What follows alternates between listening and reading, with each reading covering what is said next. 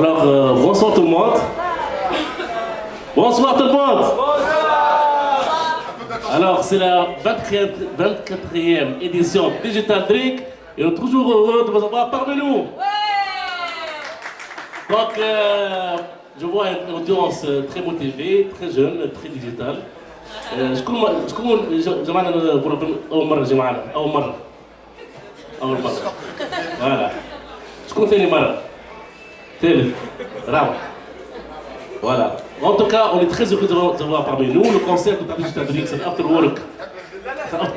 work à digital qui se passe chaque premier mardi du mois. Exceptionnellement المرة هذه عملناه décalé شوية par rapport للأسعار par rapport للثورة البارح. Et nous avons la chance ce soir d'avoir parmi nous un expert du domaine qui va vous épater. Vous allez avoir les questions-réponses et on va vous donner le micro si vous avez besoin de chercher, en train de chercher un profil, un job, un stage, qui beaucoup de mal. Donc encore une fois, merci beaucoup d'être parmi nous et on passe au speaker.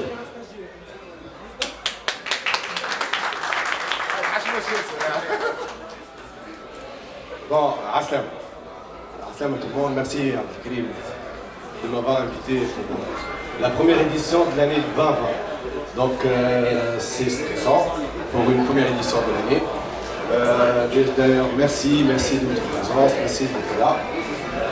Donc avant de commencer, donc aujourd'hui ce qu'on va discuter, c'est le volet de consulting au niveau du digital, comme j'ai repris le même thème qu'Abdelkrim qui était le digital, donc je suis resté sur la partie digitale et comment devenir consultant digital et surtout peut-être le sujet sur lequel tout le monde souhaite s'informer, c'est la modalité de s'exporter quand on est consultant digital à pouvoir dénicher des marchés à l'étranger. T'inquiète. Donc pour cela, je vais commencer, avant même de commencer de parler de c'est quoi le digital, c'est quoi le consulting, c'est quoi l'export, je vais commencer par me présenter personnellement. Donc je m'appelle Wissem Azebi, je suis business developer de la société DM et la société DM France. Nous sommes une SE2I spécialisée dans la mise à disposition de ressources techniques et la prise en charge de projets forfaitaires web et mobiles. Donc pour résumer, c'est que nous, on expose des consultants techniques ou des consultants fonctionnels sur le marché français. C'est vraiment notre spécialité. Et on est venu en Tunisie pour pouvoir, dénicher des nouveaux talents, pouvoir recruter les meilleurs qu'il y a comme consultants tunisiens et les exposer sur le marché français. Donc pour mon parcours, je suis de formation informatique. Donc j'ai un background technique à la base, j'étais développeur Java J2E, j'ai travaillé dans pas mal de boîtes comme consultant développeur. Puis par la suite, j'ai créé une agence web marketing. Donc c'est comme ça que j'ai connu le digital et la partie web marketing. J'ai intégré comme ingénieur d'affaires dans une SE2I spécialisée dans la mise à disposition de consultants SAP. Donc c'est le début de ma carrière en tant qu'ingénieur d'affaires. Et c'est là où j'ai commencé à proposer des consultants experts sur du SAP, qui sont des consultants assez chers, techniquement bien calés. Et réellement, c'était très dur de les avoir comme responsabilité en matière de placement. Puis par la suite, j'ai intégré DM France en tant que chargé d'affaires aussi. Et ma tâche, c'est de pouvoir recruter, de travailler de bout en bout, pouvoir recruter du monde, les intégrer au sein de l'entreprise, les coacher pour pouvoir devenir des consultants et les introduire sur le marché français. Donc voilà, ça c'est la première partie. Donc qu'est-ce que c'est qu'un consultant? Je sais pas, je pense qu'il y a pas mal de consultants actuellement ici dans la salle. J'en vois un, tout à l'heure j'en ai parlé. Donc tu es un consultant. Si tu peux me donner des détails, juste le titre de poste que tu occupes. Je m'appelle Billy Moussa. Actuellement je travaille pour le compte de l'hébergement. Par la suite, l'hébergement a eu le marché de Global Banking. On a eu la confirmation du T24. Par la suite, j'étais expert métier avec T24. Là, actuellement, tu es consultant. Je suis consultant métier en matière de référentiel. Donc, ça, le titre de poste. Oui. Donc voilà le premier exemple d'un consultant qui a défini son profil et qui se positionne en tant que consultant sur du global banking et l'intégration du système d'information bancaire et la validation des workflows. C'est ce que j'ai compris tout à l'heure. Donc pour moi, un consultant, c'est une personne qui sait monétiser une certaine compétence qu'il a acquise tout le long de sa carrière. J'imagine que tu as commencé, comme ce que tu m'as expliqué tout à l'heure, juriste, puis tu as intégré une agence d'intégration, et depuis tu es devenu consultant en système d'information bancaire. Et là, tu arrives à monétiser cette partie-là d'expertise technique. Ce que nous on fait, c'est ça, c'est de pouvoir dénicher ce type de profil et de dire, nous aussi, on a ce type de consultant et on arrivera à monétiser ses compétences. Donc on aura la force commerciale de pouvoir t'exporter et te proposer à l'étranger. Donc dans la salle, il y a d'autres types de consultants. J'ai croisé quelqu'un qui fait dans le web marketing, un CM, que j'espère un jour que tu deviendras consulter et que tu pourras, depuis la Tunisie, exposer tes compétences et pouvoir les monétiser. Mais à quel prix? Et c'est ça ce que j'ai remarqué en Tunisie, il y a un gros problème de prix. À combien, nous, comme consultants tunisiens, on peut s'exporter et à combien?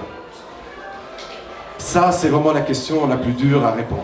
Et sinon, chacun, son niveau, il y en a qui ont déjà déniché des marchés, donc ils savent exactement combien ils veulent, mais ce n'est pas le cas de tout le monde. Et c'est ça le problème que j'ai remarqué. Deuxième chose, l'approche du consultant, il s'articule sur 3 axes. C'est ce qu'on appelle nous RSI. Donc rassurer un client, avoir une stratégie d'acquisition de clientèle et de pouvoir investir sur soi-même des compétences pour développer cette partie-là. Donc rassurer, il faut avoir assez de background technique ou bien fonctionnel pour pouvoir rassurer un client lambda. Et ce que j'ai aussi remarqué aussi, c'est qu'on a une carence de confiance auprès de sociétés françaises sur vraiment la qualité des compétences tunisiennes. Et cette partie-là, réellement, nous, on a du mal à rassurer des Français, à dire voilà, vous pouvez acheter tunisien, les compétences existent et ils sont aussi performants que les autres. Et c'est vraiment cette partie-là la plus dure à faire quand on est consultant. Deuxième chose, avoir une stratégie. Donc, stratégie d'acquisition de clientèle, c'est que actuellement, sur ce qui est à la mode en Europe ou aux États-Unis, c'est la partie freelancing. Donc, il y a vraiment, j'ai répertorié 42 plateformes de mise en relation de freelance à des donneurs d'ordre. Donc, toute personne qui est dans cette salle-là, qui souhaite devenir consultant, il a juste à s'exposer sur ce type de plateforme. Et il y a de tout. Il y a par exemple le plus basique, on prend sakoro.com, qui est l'équivalent de Fiverr. C'est des microservices. Et c'est comme ça qu'on commence à pouvoir rassurer du monde et dire voilà, j'ai pu livrer un microservice rien qu'à 5 €, et il y a des gens qui ont pu acheter mon service, ils sont satisfaits. Deuxième plateforme, il y a par exemple Malte, ou Hightech Pro, ou Freelance Info. Là, on passe à un niveau plus supérieur. Et là, pour rassurer, il n'y a plus que le retour expérience des utilisateurs, mais plutôt ce que vous avez fait comme parcours. Et ce que vous devez justifier comme parcours académique ou métier. Je m'explique. Nous, notre tâche première au sein de notre entreprise, c'est de pouvoir prendre un CV et voir est-ce que la personne vraiment a fait tout ce parcours-là et est-ce qu'il est assez mature pour pouvoir devenir consultant et est-ce qu'il peut le défendre. Donc, première chose qu'un consultant doit faire, c'est de pouvoir défendre son profil auprès de clients. Et cette partie-là, ce que j'ai aussi trouvé en Tunisie, c'est ce manque vraiment de stratégie en matière de conviction auprès des clients. C'est qu'il est bon techniquement, il peut être un bon informaticien, il peut être un très bon CM, mais comment il peut défendre son profil auprès d'un client? Regarde, sachez un truc, qu'un client va dépenser de l'argent pour vous avoir. Donc la moindre des choses, de le rassurer et qui sécurise son investissement. Et quand quelqu'un arrive avec un CV sur lequel il n'arrive pas à défendre son parcours, généralement, il est recalé. Deuxième difficulté, quand par exemple les Français à pouvoir acheter en Tunisie des consultants, c'est qu'ils n'arrivent pas à avoir une validation de son parcours. Moi je connais quelqu'un par exemple là, il travaille chez les CDB.